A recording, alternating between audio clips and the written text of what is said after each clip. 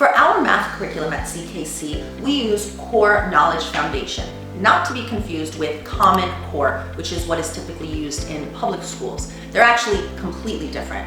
Core Knowledge Foundation, the reason that we really like that math curriculum is because it is based on mastery.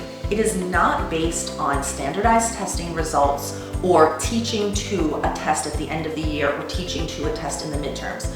And that really is what Common Core is, and what traditional public schooling really is all about, is making sure that we pass the test. For us, we are much more focused on mastery. And an example of mastery is the alphabet. If I wake you up in the middle of the night and ask you to tell me your ABCs, you can do that, even if it's 3 o'clock in the morning and you're exhausted. You have mastered that material. That is where we want our students to be with their foundational knowledge for grammar, for math, for spelling.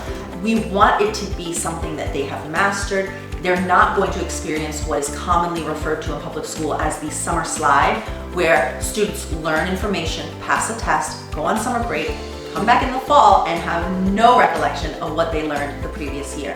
The reason that we have that summer slide is because the information wasn't mastered. They crammed for a test, they were able to retain it for a short term and pass an exam, and then it was gone forever. That's the reason why a lot of us don't remember the material that we learned in high school or in college. We didn't master it. We crammed, we passed, we moved on. And that makes classes that are progressive, like math, really difficult. If you don't remember division, it's really hard to then do algebra.